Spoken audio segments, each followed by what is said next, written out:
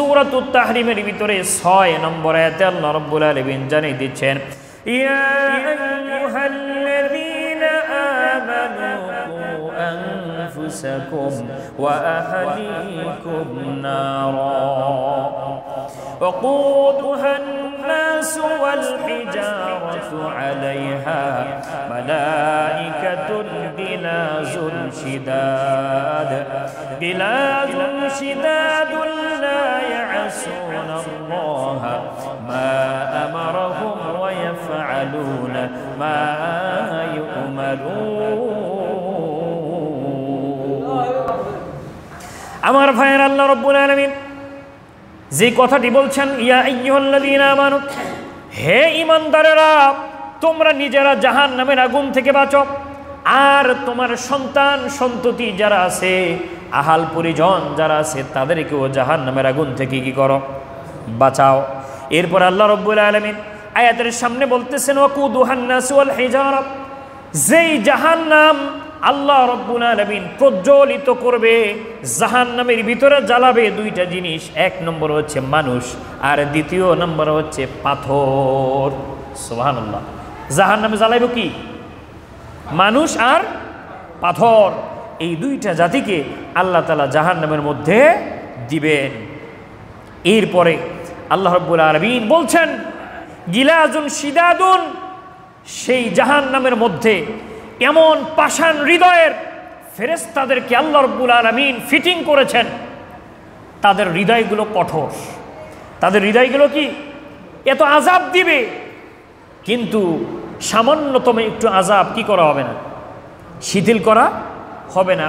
গত সপ্তাহে বলেছিলাম যে আল্লাহর কাছে বলবে যে আল্লাহ কি করো, আমার আযাবটা একটু কি করো, একটু হালকা করো, কিন্তু এই ফেরেশতারা তাদেরকে এমনভাবে নির্দয়ভাবে মারবে, কিন্তু ফেরেশতারা কি করবে না, তাদের হৃদয় গলবে না, কোনো মায়া হবে না, কোনো মমতা আসবে না। আমার ভাইয়েরা, সেই জাহান্নাম থেকে আল্লাহ রাব্বুল আলামিন সন্তান সন্ততিদেরকে বাঁচানোর জন্য নির্দেশ দিয়েছেন কে? আরো জোরে বলেন।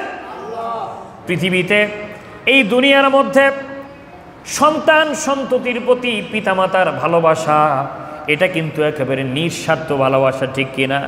বাবা মা সন্তান সন্ততিদেরকে ভালোবাসে, কোনো স্বার্থ, এখানে স্বার্থ খোঁজে না, নিঃস্বার্থভাবে সন্তানদেরকে ভালোবাসে আমার ভাইরা। আর এই ভালোবাসার কারণে সন্তান সন্ততি দুনিয়াতে কিভাবে ভালো থাকবে, কিভাবে উন্নতি হবে, কিভাবে তারা দুনিয়াতে প্রতিষ্ঠিত হবে, দুনিয়া সম্মানের সাথে থাকবে, এই টেনশন সব সময় পিতামাতার মাথার মধ্যে আছে না নাই? আছে না নাই? আমার ভাইয়েরা, এই পিতামাতা এটা চায়। এমনকি বাবা মা 1% জমি, নিজের জমি বিক্রি করে না, কারণ সন্তানগুলো তাদের জন্য কি করে? রেখা যায়। ঠিক কি ঠিক না আমার ভাইয়েরা? এরপরে দেখেন, গত কিছুদিন আগের কথা, আমার এই সমাজের এক লোক, উনি আমার কাছে বলতেছি, ইমাম সাহেব দোয়া করেন, মনটা খুব খারাপ। কেন? আমার 4টা ছেলে, 3টা ছেলে অনেক ভালো আছে, অনেক ভালো কিছু করে ফেলছে, কিন্তু আমার সর্বশেষ ছোট্ট ছেলেটার জন্য আমি টেনশনে শেষ। আমি যদি মইরা যাই, আমার ছেলেটাকে যদি প্রতিষ্ঠিত না কইরা, কিছু না করে যদি যাইতে পারি, আমার কলিজাটা কবরের মধ্যে পচবে না। এই এলাকার একজন আমাকে বলছে। আমার ভাইয়ের, এটা মহাব্বত। সন্তানের জন্য বাবা মা এত পাগল পারা, নিঃস্বার্থভাবে তাদের জন্য করে যায়। আমার ভাইয়েরা, ইসলাম চায় বাবা মা যেমনিভাবে সন্তানদেরকে দুনিয়ায় প্রতিষ্ঠিত করবে, তারা ভালো থাকবে, এটা যেরকমভাবে ইসলাম চায়, তেমনিভাবে এই সন্তানগুলো পরকালে কবরে হাসরে জাহান্নাম থেকে মুক্তি পেয়ে জান্নাতি হবে। এটা আমাদের ইসলাম কি করে? এটা ইসলাম চায়। এই জন্য আমার ভাইয়েরা, আমাদেরকে দুনিয়ায় সন্তানগুলো প্রতিষ্ঠিত হবে, এটা যেরকম টেনশন করা উচিত, পরকালে কবরের আযাব থেকে, জাহান্নাম থেকে কিভাবে মুক্তি পাবে, কিভাবে জান্নাতি হবে, এই টেনশনও পিতামাতার করার দরকার আছে না নাই? অবশ্যই এটা করে যেতে হবে আমার ভাইয়েরা। আরে আমাদের সমাজে অনেক সময় দেখা যায়, অনেক বাবা খুব নামাজি, মা খুব নামাজি, এমনকি তাহাজ্জুদ নামাজও পড়ে, ইশরাক পড়ে, আওয়াবিন পড়ে, কিন্তু আমার ভাইরা সকালবেলা ফজরে যখন নামাজ পড়তে আসে, এই শীতের মধ্যে সুন্দর কইরা আপনার কম্বলটা আর একটু কি করে গায়ে দিয়ে এসে, বাবা তুই ঘুমা। তার মানে কি? তার মানে আমি যাইতেছি, আমি নামাজে যাইতেছি জাহান্নাম থেকে মুক্তি পাওয়ার জন্য, আর তুই এদিক দিয়ে কি কর, তুই জাহান্নামে যা, এরকম না? এটা করা যাবে না। সন্তান সন্ততিদেরকেও নিজে যেরকমভাবে জাহান্নামের চিন্তায় নামাজ কালাম পড়তে হবে, তেমনিভাবে সন্তান সন্ততি স্ত্রী পরিজন যারা আছে তাদেরকেও এরকম কি করতে হবে, এই অভ্যাসগুলো তাদেরকে করতে হবে। আমার ভাইয়েরা, অনেক মানুষ আছে, অনেকে নামাজ পড়ে, অনেকে হজ করে, জাকাত দেয় ঠিক মতো, কিন্তু আমার ভাইয়েরা স্ত্রী বেপরদায় চলাফেরা করে, তারপরে মেয়ে বেপরদায় চলাফেরা করে, কোনো মাথা ব্যথা নাই। আমার ভাইয়েরা, আজকে একটা হাদিস আপনাদের সামনে বলতে চাই। নাসাই শরীফের একটি হাদিস এবং মিশকাত শরীফের মধ্যে বিশ্বনবী মুহাম্মদুর রাসূলুল্লাহ সাল্লাল্লাহু আলাইহি সাল্লাম একটা হাদিস বলেছেন। বিশ্বনবী বলেছেন, কদ হারামাল্লাহু আলাইহিমুল জান্নাহ। এমন তিনটা শ্রেণীর মানুষ আছে, যেই তিনটা শ্রেণীর মানুষের জন্য আল্লাহ রাব্বুল আলামিন তাদের জন্য জান্নাতকে হারাম করে দিয়েছেন। নাউজুবিল্লাহ। এক নম্বরে বলেছেন মধুমিনুল খমর, যে ব্যক্তি সব সময় মদ খায়, নেশা করে, বাবা খায়, গাঞ্জা খায়, এই সকল মানুষের জন্য আল্লাহ রাব্বুল আলামিন জান্নাত হারাম করে দিয়েছে। নাউজুবিল্লাহ। দুই নম্বরে বিশ্বনবী বলেছেন ওয়াল আকুব। দুই নম্বরে বলেছেন যেই ব্যক্তি, যেই সন্তান বাবা এবং মায়ের অবাধ্য, বাবা মার কথা শোনে না, বাবা মার সাথে খারাপ আচরণ করে, বেয়াদবি করে, এই সকল সন্তান সন্ততি তাদের জন্য জান্নাত আল্লাহ তাআলা হারাম করে দিয়েছে। নাউজুবিল্লাহ। আল্লাহর নবী বিশ্ব নবী রাহমাতুল লিল আলামিন বলেছেন, তিন নম্বরে বলেছেন আদ-দায়্যুসু ইউকাররু ফি আহলিহিল খাবাসা। নাউজুবিল্লাহ বলেন। আমার ভাইরা, তিন নম্বরে বিশ্ব নবী বলেছেন যেই ব্যক্তি দায়ুস কখনো জান্নাতের ঘ্রাণ পাবে না। এখন দায়ুস কারা? আমরা অনেকে মনে করি যে কোনো নারী বেপরদা চলাফেরা করে, এই ব্যক্তি দায়ুস। কিন্তু আমার ভাইয়েরা, হাদিসের ব্যাখ্যা আপনাদের সামনে করতেছি। হাদিসের ব্যাখ্যা, দায়ুস কারা? দায়ুস হচ্ছে যেই ব্যক্তি, যেই বাবা, যে মুরব্বী, যে অভিভাবক, তার সন্তান, তার স্ত্রী, তারা বেপরদা চলাফেরা করে। তারা কি করে? বেপরদায় চলাফেরা করে, কিন্তু তাদেরকে যেই বাবা সুযোগ দেয়, যেই মুরব্বী, যেই পরিবারের প্রধান, তাদেরকে কি করে? সুযোগ দেয়। এটা বাধা দেয় না, কোনো কথা বলে না, তাদেরকে ভালো পথে ডাকে না, তাদেরকে উপদেশ দেয় না। এই সকল পুরুষ, এই সকল অভিভাবক যারা, তারা হচ্ছে দায়ুস, আর তারা জান্নাতের ঘ্রাণও পাবে না। আমার ভাইয়েরা, দায়ুস শব্দের অর্থ হচ্ছে বেহায়া, নির্লজ্জ। বেহায়া, নির্লজ্জ, যার আত্মমর্যাদা নাই, যাদের স্ত্রী মেয়ে বেপরদায় চলে, শরীর দেখায়া মানুষকে কি করে? এইভাবে চলাফেরা করে, বেপরদায় চলাফেরা করে, ঘোরাফেরা করে, এইরকম তার গায়ে লাগে না, তার আত্মসম্মানে লাগে না। এই সকল লোক হচ্ছে কি? দায়ুস। বিশ্বনবী মুহাম্মদ সাল্লাল্লাহু আলাইহি সাল্লাম বলেছেন আমার ভাইরা, আর যেই ব্যক্তি আত্মমর্যাদা আছে, যে ব্যক্তি সম্ভ্রান্ত, এই ব্যক্তি কখনো তার স্ত্রী, তার মেয়ে বেপরদায় চলুক, এটা তারা কখনো চাইবে না আমার ভাইরা। সে চাইবে আমার স্ত্রী, আমার মেয়ে, তারা যেন সম্মান বয়ে আনে, তাদের জন্য যেন আমি সম্মানিত হই, তারা যেন সম্মানের সাথে চলে, তার জন্য যেন আমার কখনো কোনো মানুষের কোনো খারাপ কথা এটা যেন শোনা না লাগে, এটা সে চিন্তা করবে আমার ভাইরা। এরপরে সন্তান অবৈধ প্রেম করে, ছেলে এখন সাবালেক হয়েছে, কিন্তু হঠাৎ করে দেখা গেছে একটা মেয়েকে নিয়ে তার বাড়িতে চলে আসছে, যেটাকে গার্লফ্রেন্ড বলে। এরকম মেয়ে নিয়ে আসছে, কিন্তু কিছুই মনে করে না, আর নিজেকে প্রাউড ফিল মনে করে যে আমার ছেলে আহারে কি না কি করতেছে, আমার ছেলে কত কিছু করে ফেলছে, যে আর একটা মেয়েকে বাড়িতে নিয়ে আসছে। কিন্তু তার এটা লজ্জা হওয়া উচিত যে আমার এই বয়সে আমার ছেলেটা, এই মেয়েটার সাথে বিয়ে হয় নাই, এই মেয়েটার পরিচয় জানি না, কিন্তু আর একটা মেয়েকে সে সাথে করে নিয়ে এসেছে। এই মেয়েটা কি? এটা তার আত্মসম্মানে লাগা উচিত ছিল আমার ভাইরা।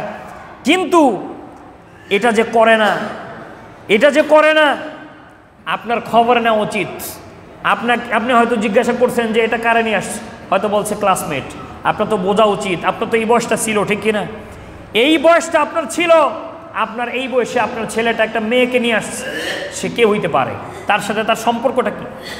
এরপরে স্বামী বিদেশ থাকে, তাকে অনুমতি দিয়ে দেয়, বাবা অনুমতি দেয়, তোর ভাবি সাহেবের একটু কি কর, কলেজ দিয়ে ঘুরে এলিয়ে একটু এক রিক্সায় পাশাপাশি বসে তারপরে ঘোরাফেরা করে। বিশ্বনবী মুহাম্মদ সাল্লাল্লাহু আলাইহি সাল্লাম বলেছেন, দেবর হচ্ছে মৃত্যুতুল্য। দেবর কি? মৃত্যুতুল্য। কিরকম? মানুষ যেরকম মৃত্যুকে ভয় পায়, ভয় করে, কোন স্ত্রী তার দেবরকে এইরকম ভয় করা উচিত। কারণ এই স্ত্রী বাইরে গিয়া যা না করতে পারবে, ঘরের ভিতরে দেবরের সাথে একান্তে সে এর চাইতেও বেশি খারাপ কিছু করতে পারবে আমার ভাইয়েরা। হাদিস বলতেছি আমার ভাইয়েরা। এজন্য যারা আর এক ছেলের বউকে এইরকমভাবে একই রিক্সায়, কোনো ডিস্টেন্স নাই, এরপরে আপনার কোনো পর্দা নাই, এইরকমভাবে চলাফেরা যারা করায়, এরা হচ্ছে কি? এরা হচ্ছে দায়ুস। এই অভিভাবক এরা হচ্ছে দায়ুস আমার ভাইয়েরা। আর এ দায়ুস, বিশ্বনবী বলেছেন, এই দায়ুস কখনো জান্নাতে যেতে পারবে না। দুনিয়ার মধ্যে কেউ যদি জানে তার সন্তানটা, তার ছেলেটা, তার মেয়েটা একটা রাস্তা দিয়া যাচ্ছে, কিছু দূর যাওয়ার পরে ওই জায়গায় একটা অগ্নিকুণ্ড আছে রাস্তার মধ্যে, আপনারা শুনতেছেন? হ্যাঁ, শুনতেছেন আপনারা? আপনি জানেন এই রাস্তা দিয়ে ভেদরগঞ্জ আপনি পাঠাইলেন, আপনার ছেলেটা, আপনার মেয়েটা যাচ্ছে, আপনি জানেন যে খলিফা বাড়ি যাওয়া পর্যন্ত, উদাহরণ দিচ্ছি, খলিফা বাড়ি গেলেই ওই জায়গায় বিশাল রাস্তার মধ্যে একটা অগ্নিকুণ্ড আছে, আগুন জ্বলতেছে। এখন আপনার ছেলেটা যাচ্ছে, আপনার মেয়েটা যাচ্ছে, আপনি কি বলবেন যে বাবা এদিক দিয়ে যাইস না, এদিক দিয়ে অগ্নিকুণ্ড আছে, সোনা বাবু যায় না এদিক দিয়া? আপনি কি শুধু এতটুকু বইলে আপনি ক্ষান্ত হবেন? হ্যাঁ, আপনি কি করবেন? আপনার এই সন্তানটাকে প্রয়োজনে তাকে বাইন্দা রাখবেন, খবরদার এদিক দিয়ে যাওয়া যাবে না, বাবা যাইস না, এরপর আমি যাইমই। তখন আপনি কি করবেন? প্রয়োজনে বাইন্দা রাখবেন, দুইটা থাবর দিবেন। ঠিক কি ঠিক না আমার ভাইয়েরা? আপনি যদি এটা বোঝেন, তাহলে আপনার সন্তানটা জাহান্নামী হয়ে যাচ্ছে, আপনার সন্তানটা জাহান্নামী হয়ে যাচ্ছে। জাহান্নামের মধ্যে তো এর চাইতে বেশি আগুন, ঠিক কিনা? তাহলে আপনার সন্তানটাকে আপনার কীরকম আপনার দায়িত্ব পালন করা উচিত। এরপরে মনে করেন ঘরের ভিতরে আগুন লাগছে, আপনি দেখছেন ঘরের মধ্যে কি আগুন আর আগুন, আপনার ছেলেটা ঘুমায় রইছে, এখন আপনি ওখান থেকে বের হয়ে গেছেন যাতে করে আগুনে না পড়েন। বের হওয়ার পরে আপনার জিজ্ঞাসা করতেছে পাশের বাড়ির ভাই, আপনার ছেলেটা ডাকলেন না? ও তো আগুনে পুড়ে যাবো। আমি ডাকছি কতক্ষণ, ওড়ে না, আমি কি করব? আপনি কি এটা করবেন? হ্যাঁ, আপনি কি করবেন? আপনি সন্তানটাকে প্রয়োজনে কোলে করে, এরপর মাইরিয়া দরিয়া, এরপর রশি দিয়ে টাইম নিয়ে তারপরে কি করবেন? ঘর থেকে বের করবেন, ঠিক কিনা আমার ভাইয়েরা? তেমনিভাবে আজকে আপনার সন্তানটা নামাজে যাচ্ছে না, আজকে আপনার সন্তানটা নেশাকার হয়ে যাচ্ছে, আপনার সন্তানটা আজকে কোনো নামাজের ধারে কাছে নাই, আপনার সন্তানটা এইরকমভাবে বিভিন্ন খারাপ পথে চলে যাচ্ছে, কিন্তু আপনি কি বলবেন যে আমি ওরে কইছি, বোঝে না, আমি কি করব? এটা বললে কি ও ভালো পথে আসবে? হ্যাঁ আমার ভাইয়েরা, যেমনিভাবে ঘরে আগুন লাগলে আপনার সন্তানটাকে আপনি যেইভাবে বের করবেন, যেইভাবে আপনার পদক্ষেপ নেবেন, পরকালে জাহান্নামের আগুন থেকে বাঁচাতে হলেও কি আপনার এইরকম ভূমিকার দরকার আছে না নাই? এরকম ভূমিকার দরকার আছে আমার ভাইয়েরা। সর্বোপরি আমাদেরকে আমাদের পরিবারগুলোকে একটি আদর্শ মুসলিম পরিবার আমাদেরকে গড়তে হবে। যদি আমরা আদর্শবান মুসলিম পরিবার যদি গঠন করতে না পারি, তাহলে আমার ভাইয়েরা নিজেরা আমরা কি করব? আমরা জাহান্নামী হব, আমাদের সন্তানগুলোকেও তাদেরকে আমি জাহান্নাম থেকে বাঁচাতে পারবো না আমার ভাইয়েরা। আর দেখেন, শুধু জাহান্নাম না, আজকে আমাদের অনেক সন্তানের জন্য আমাদের অনেকের নিজেদের পরিবারটাই অনেক সময় জাহান্নামের অবস্থা হয়ে গেছে, আছে না নাই? আমি আপনাদেরকে যদি নাম বলি অনেকে কষ্ট পাবে, বলা উচিত হবে না। এইরকম অনেক পরিবার আছে, সন্তান হয় না, এজন্য 12 বছর পর্যন্ত কাঁদছে, 3টা 4টা মেয়ে হয়েছে, তারপরে স্ত্রীরে মাঝে মধ্যে মারছে, তালাক দিয়ে দিবে, এরকম অবস্থা। এরপর একটা সন্তান হয়েছে, এই সন্তানের জন্য এত কাঁদছে, এত কিছু করছে, স্ত্রীরে মারছে, গাইলেছে, এত কিছু করছে। এই পোলা হওয়ার পরে এখন আল্লাহর কাছে দৈনিক 10 বার না 20 বার না 100 বার করে আল্লাহ ওরা নেও, এরকম কুলাঙ্গার আছে না নাই? খুঁজা দেখেন, পাওয়া যাবেন ইনশাআল্লাহ। আমার ভাইয়েরা, এই জন্য আমাদেরকে এই সন্তানগুলোকে, দুনিয়ায় যদি আমি ভালো থাকতে চাই, দুনিয়ায় যদি আমি কল্যাণ চাই, আখেরাতে যদি জাহান্নাম থেকে বাঁচতে চাই, আমাদের পরিবারগুলোকে একটি আদর্শ পরিবার গঠন করা উচিত। আমার ভাইয়েরা, আসুন সেটা কিভাবে করব, আমি অল্প সময়ের মধ্যে অল্প কিছু কথা বলি, আলোচনা শেষ করব ইনশাআল্লাহ। আমার ভাইয়েরা, সর্বপ্রথম সন্তানগুলোকে যদি আমি ভালো চাই, ভালো সন্তান যদি আমি পাইতে চাই, সর্বপ্রথম আমাকে যেই কাজটা করতে হবে, আমাকে কাজ করতে হবে, এই সন্তানের জন্য ভালো একটা মা আনতে হবে।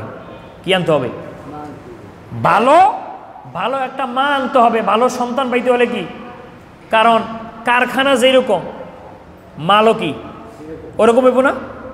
এই জন্য আমার ভাইরা, আগে একটা মা আনতে হবে, সুন্দর আদর্শবান একটা মা আনতে হবে। সেক্ষেত্রে দুনিয়াবি ব্যক্তিগত আনন্দ, তৃপ্তি অথবা সুন্দর সুবিধা এগুলো দেখলে চলবে না। আমার চিন্তা করতে হবে ভবিষ্যতে আমি আমার স্ত্রীকে আনতেছি, ভবিষ্যতে সে কিন্তু আমার সন্তানের মা, ঠিক কিনা? এই জন্য দেখা শুই না সে নামাজি কিনা, তার চরিত্র ভালো কিনা খবর নিয়ে তারপরে কি করতে হবে, তারপরে আনতে হবে আমার ভাইয়েরা। এরপরে সন্তান যখন হয়, ডান কানের মধ্যে সর্বপ্রথম তাকে আল্লাহর বাণী শোনায় দিতে হবে, বুঝাতে হবে দুনিয়াতে আসছো, এখানে আইসা গোলামি করতে হবে কার? এই আল্লাহর সাথে সর্বপ্রথম পরিচয় করে দিতে হবে। 3 নম্বরে তাকে সুন্দর একটা নাম রাখতে হবে আমার ভাইরা। এরপরে 4 নম্বরে তাকে মুখে মিষ্টি দেওয়া, এটাকে বলা হয় তাহনিক মানে সন্তান ভূমিষ্ঠ হলে পরে ভালো একজন মানুষের মুখের একটু লালা, আপনার একটা খেজুর এরকম কিছু তার মুখে লালা লাগায়া তারপরে কি করা উচিত, এই সন্তানের মুখে দেওয়া উচিত। কারণ সর্বপ্রথম যদি ভালো একটা মানুষের মুখের লালা তার মুখের মধ্যে লাগে, তাহলে বড় হয়ে তার মতো করে আচরণ আল্লাহ তাআলা থেকে বানায় দিবেন, সুবহানাল্লাহ। এটা হচ্ছে তাহনিক। এরপরে 5 নম্বরে আকিকা করা। এরপরে 6 নম্বরে যদি ছেলে হয় তার জন্য কি করা, সুন্নতে খাতনা করা। এরপরে 7 নম্বরে সবচেয়ে গুরুত্বপূর্ণ যে জিনিস, সেটা হচ্ছে এই সন্তানকে দ্বীন শিক্ষা দেওয়া, নৈতিক এবং ধর্মীয় শিক্ষা তাকে দেওয়া। এটা হচ্ছে বাবা মার জন্য এই শিক্ষা দেওয়া, এটা হচ্ছে ফরজে আইন। ফরজে কি, শুধু ফরজ না, এটা ফরজে আইন। তাকে দিতেই হবে আমার ভাইরা, এটা আল্লাহ তাআলার পক্ষ থেকে নির্ধারিত। আমার ভাইরা দেখেন, আমরা আজকে দুনিয়াতে এই দুনিয়ার জাগতিক শিক্ষা বলেন, জাগতিক কোনো কর্মকাণ্ডের জন্য আমাদের সন্তানগুলোর ব্যাপারে আমরা যতটা সজাগ, যতটা আমরা সন্তানগুলোকে শাসন করি, কিন্তু আমার ভাইয়েরা পরকালীন ব্যাপারে, ধর্মীয় ব্যাপারে, নৈতিক ব্যাপারে কিন্তু আমরা এতটা সচেতন না। কিন্তু আমার ভাইয়েরা, বিশ্বনবী মুহাম্মদ সাল্লাল্লাহু আলাইহি সাল্লামের চরিত্রের ব্যাপারে একটা হাদিস বলছিলাম। বিশ্বনবী মুহাম্মদ সাল্লাল্লাহু আলাইহি সাল্লামের দরবারে ছোট্ট 7 বছর 8 বছরের একটা বালক, নাম হচ্ছে আনাস। কি নাম? এই আনাস রাদিয়াল্লাহু তাআলা আনহু বিশ্বনবী মুহাম্মদ সাল্লাল্লাহু আলাইহি সাল্লামের খেদমত করেছিলেন 10 বছর। কয় বছর? এক নাগারে 10 বছর পর্যন্ত তার খাদেম ছিল। এই আনাস রাদিয়াল্লাহু তাআলা আনহু বলেছেন, বিশ্বনবী মুহাম্মদ সাল্লাল্লাহু আলাইহি সাল্লাম জাগতিক কোনো কারণে, বিশ্বনবীর কোনো দুনিয়াবি কোনো কারণে আমাকে কখনো ধমক দেন নাই, এটা করছো কেন, এটা করো নাই কেন। বিশ্বনবী এই কথা আমাকে জীবনে কোনো দিন বলে নাই। কিন্তু আনাস রাদিয়াল্লাহু তাআলা আনহু বলেছেন, কিন্তু বিশ্বনবী মুহাম্মদ সাল্লাল্লাহু আলাইহি সাল্লাম ধর্মীয় কোনো ব্যাপারে আমি যদি উল্টাপাল্টা করেছি, বিশ্বনবী আমাকে সেটা ছাড় দেন নাই। আল্লাহু আকবার। চিন্তা করেছেন আনাস রাদিয়াল্লাহু তাআলা আনহু, তিনি নিজে বলছেন আমার ভাইয়েরা। সুতরাং আমরা আজকে ওই যে কয়েকদিন আগেও বলছিলাম, ছেলেটাকে মারতেছে, মেয়েটাকে মারতেছে, পাশের বাড়ির মানুষ এসে বলতেছে পোলাপানরা এত মারে, মারুম না, মাস গেলে 2000 টাকা তাকে দিতে হয় বেতন। ওই যে কি কয় প্রাইভেট পড়ে, আজকে 3 দিন হয়েছে সে কি করে না, ঠিক মতো প্রাইভেটে যায় না, মারতেছে ইচ্ছা মতো। বলতেছে ভাই এত মারতেছেন, বুঝলাম এর কারণে, কিন্তু আপনার ছেলেটা আপনার মেয়েটা আজকে কি ফজরের নামাজ পড়ছে? নামাজ তো পড়ে নাই। তো ফজরের নামাজ পড়ে নেই এই জন্য মারছেন কয়দিন? মারছেন কোনো দিন? নামাজের জন্য কি করে নাই? মারে নাই। কিন্তু বিশ্বনবী মুহাম্মদ সাল্লাল্লাহু আলাইহি সাল্লাম বলেছেন, মুরু আওলাদাকুম বিসসালাতি ওয়া হুম আবনাউ 7 সিনিন। খবরদার, তোমাদের সন্তানগুলো যখন 7 বছর বয়স হয়, কত বছর? 7 বছর বয়স হলে পরে সন্তানগুলোকে নামাজের জন্য তাদেরকে কি করো? আদেশ করো, তাকে নামাজের জন্য প্র্যাকটিস করো, নামাজের নিয়ে যাও। মেয়ে হলে মায়ের পাশে দাঁড় করাও। আর যখন 10 বছর বয়স হবে তখনও যদি নামাজ না পড়ে মাঝে মধ্যে কি করো? সাইজ করো। কার কথা? বিশ্বনবীর কথা। কার কথা? বিশ্বনবী বলেছেন 10 বছর হইলেও যদি নামাজ না পড়ে তাহলে তাকে প্রহার করো, তাকে মারো, তাকে শাসন করো। এটা কার নির্দেশ? বিশ্বনবী মুহাম্মদ সাল্লাল্লাহু আলাইহি সাল্লামের নির্দেশ। আমার ভাইরা, এরপরে বলছেন সাথে সাথে 10 বছর হলে আরেকটা কাজ করো, তার বিছানা পৃথক করো। বয়স 10 হলে পরে তার মধ্যে অনেক ম্যাচুরিটি, অনেক কিছু সে বুঝবে। সেই কারণে তোমার স্বামী স্ত্রী যেই বিছানা, এটা থেকে তাকে কি করো? আলাদা বিছানায় তাকে ব্যবস্থা করো। আমার ভাইরা, এরপরে যদি মেয়ে হয়, মেয়ে যদি সাবালেগা হয়ে যায়, তারপরে কি করো? বিয়ে দিয়ে দাও যত তাড়াতাড়ি, মোটামুটি ভালো দেখা। তারপরে কি করো? তাকে বিয়ে দাও। আর বিয়ের ক্ষেত্রে বিশ্বনবী মুহাম্মদ সাল্লাল্লাহু আলাইহি ওয়াসাল্লাম বলেছেন, যেই ব্যক্তি তার একটা কন্যা সন্তান, এই কন্যা সন্তানকে যদি নামাজ কালাম শিখায়া তার দিন অর্থাৎ ধর্মীয় বিষয়গুলো মোটামুটি তার চলার জন্য এটা শিখায়া যেই ব্যক্তি একটা নামাজি দিনদার একটা ছেলের হাতে তুলে দিবে, ওই মেয়ের বাবা আর আমি নবী দুইজন জান্নাতের মধ্যে পাশাপাশি থাকবো, পাশাপাশি। সুবহানাল্লাহ। কিন্তু আমার ভাইরা, আজকাল এমন হয় মেয়ের বয়স হয়ে গেছে, মেয়ে বিয়ে দিবে। আমার ভাইরা, মেয়ে বিয়ে দেওয়ার সময় ছেলে নামাজি কিনা দিনদার কিনা কোনো খবর নাই, শুধুমাত্র শুনছে ছেলে ইটালি থেকে আইছে। আপনাকে সমাজে না, আপনাকে সমাজের কথা বলতেছি, অনেক জায়গায় ছেলে কি করে খবর নাই, শুধু শুনছে ইটালি থাকে। মায়ও পাগল, বাবাও কি। কথা কি বুঝতেছেন আমার ভাইয়েরা? কয়দিন পরে ঠিক মতো নামাজ, দিন তো ভিতরে নাই, স্বামী স্ত্রীর মধ্যে সম্পর্ক ভালো নাই। এরপর এসে হুজুর দোয়া করেন। কি করেন? দোয়া করেন। তো যদি জিজ্ঞাসা করি মেয়েটা যে দিলেন, ছেলে তো নামাজ পড়ে না, আল্লাহ হেদায়েত দিয়ে দিব। আল্লাহ কি করব?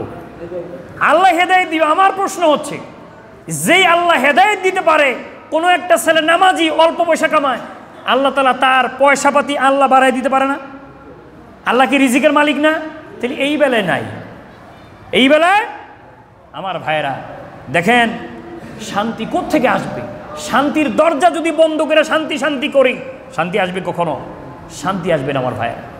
ছেলেটা মেয়েটাকে আদর্শবান করতে হলে ছোট্টবেলা থেকে আল্লাহ রব্বুল আলামিনের সাথে পরিচয় করে দিতে হবে, দিন শিখাইতে হবে, কোরআন শিক্ষা দিতে হবে। আমার ভাইরা, অনেক সময় দেখা যায় ছেলে মেয়ে খারাপ হয়ে গেছে, উল্টা পাল্টা হয়ে গেছে, এরপরে গাঁজা খায়, বাবা খায়, বাবা মার কোনো কথা শোনে না। এরপরে আইসা কয় হুজুর একটা তাবিজ দেন, পানি পড়া দেন।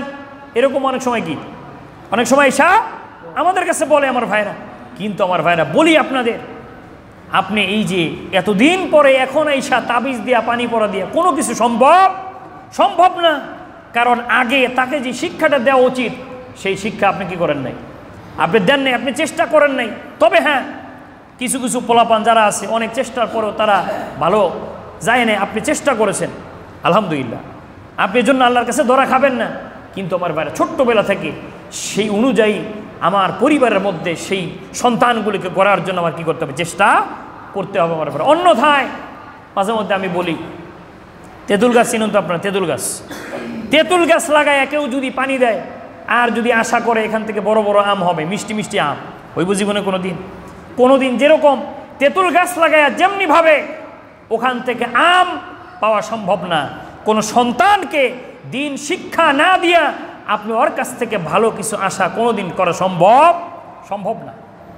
সন্তানগুলোকে ছোট্টবেলা থেকে আমাদেরকে ভালো পথে আমাদেরকে নিয়ে আসতে হবে। আহারে বর্তমান এমন একটা পরিস্থিতি আমার ভাইয়েরা, বর্তমান যে স্মার্টফোন আছে না নাই, আহারে কত কিছু যে দেখা যায় এটার মধ্যে। এই বর্তমান ঘরে ঘরে ওয়াইফাই নেটওয়ার্ক পর্যন্ত দিয়া আপনার ছোট্ট 5 বছর 7 বছর 8 বছর এইরকম একটা সন্তানকে আপনি ওয়াইফাই কানেক্ট করে আপনি এমবি ভরে দিয়ে তারপরে আপনি নিশ্চিন্ত আপনি ওকে ছেড়ে দিয়েছেন। ও কি দেখে, ও কি করে আপনি কি জানেন? এটার মধ্যে কি দেখা যায় আপনি জানেন? এই গত 3 দিন আগের কথা আপনাদেরকে বলছি, যারা দেখেছেন খবরে যদি দেখেন হয়তো দেখতে পারেন। গত 2-3 দিন আগের কথা আমার ভাইরা, বগুড়ার দুপচাচিয়া একটা এলাকায় ছেলের বাবা হুজুর মাদ্রাসায় পড়ায়, নিজে মাদ্রাসায় পড়ে ছেলেটা।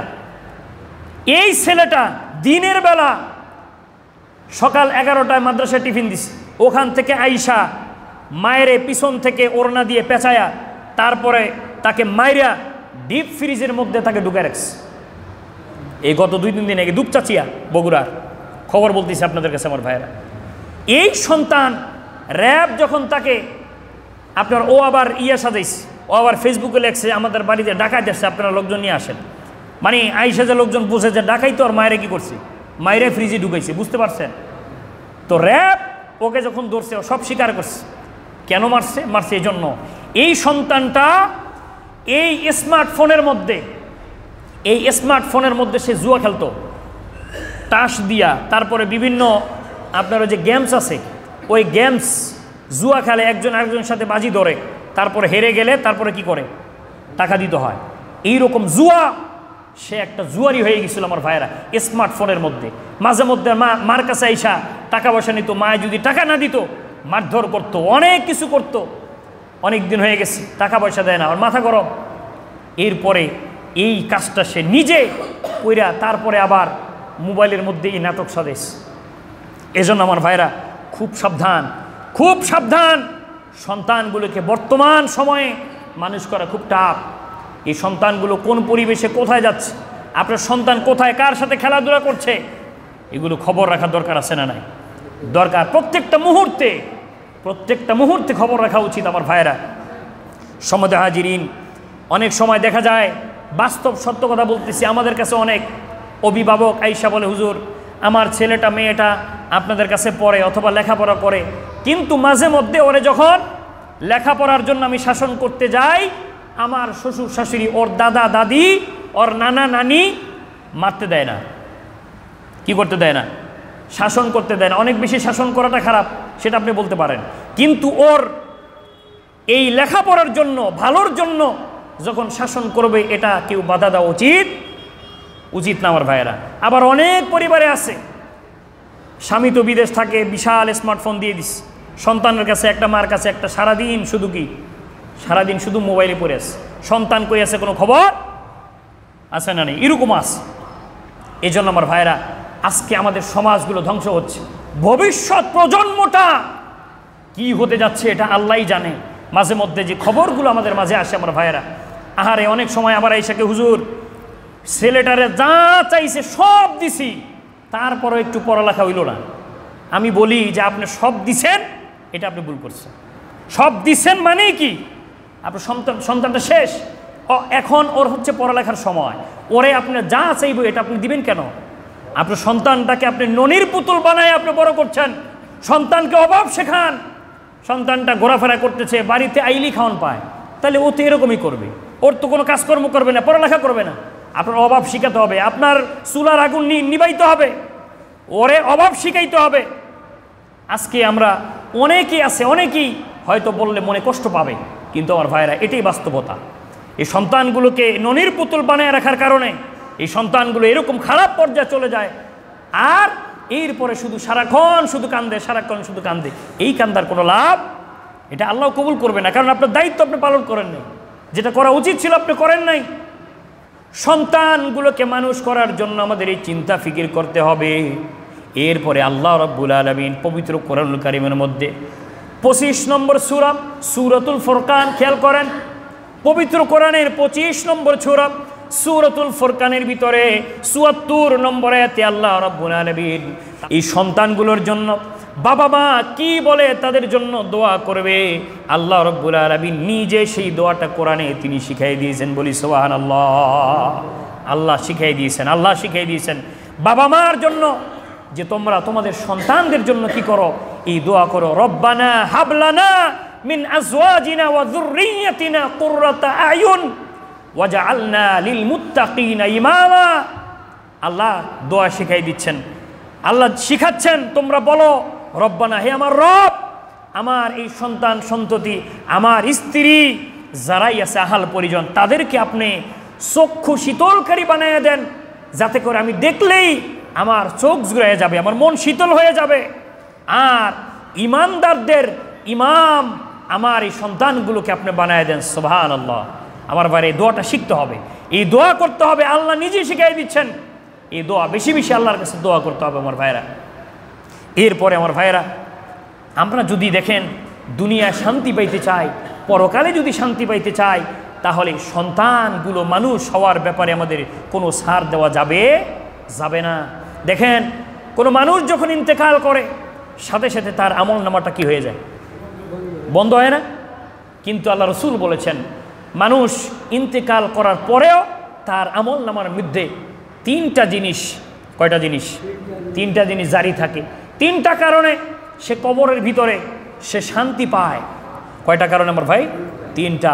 এক নম্বর হচ্ছে সদকায়ে জারিয়া, এমন কিছু কাজ করে গেছে, একটা মসজিদ, একটা মাদ্রাসা, পুল, ব্রিজ, মানুষের উপকারের জন্য এমন কিছু করে গেছে যেটার কারণে এটা যতদিন পর্যন্ত থাকবে কবরের মধ্যে, সে ততদিন পর্যন্ত অহরহ কন্টিনিউ তার আমল নামার মধ্যে বিকাশের মতো কি করবে, সওয়াব যাইতেই থাকবে।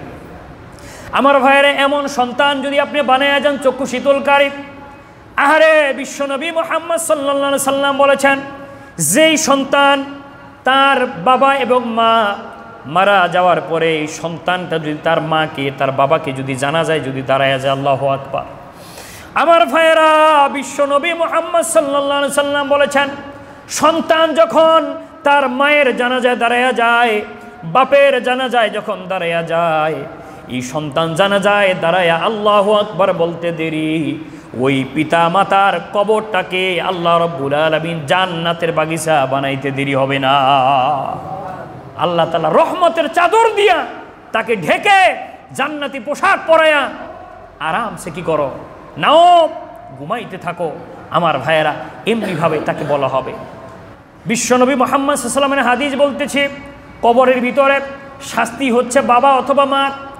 হঠাৎ করে যেই ফেরেশতা তাকে এমনিভাবে তাকে গুর্জ দিয়া বিভিন্ন জিনিস দিয়া তাকে পিটাচ্ছে, মারতেছে, হঠাৎ করে গুর্জটা বন্ধ করে দিয়া তারপরে তার সাথে খুব ভালো আচরণ করা শুরু করে দিয়েছে।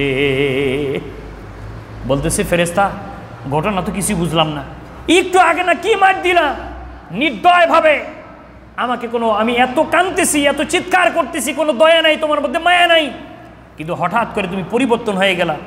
আজকে এখন তুমি আমাকে এত তাওয়াজু করছো, তুমি আমাকে এত নিয়ামত দিচ্ছ, আমার সাথে ভালো ব্যবহার করতেছ, এটা কারণ কি?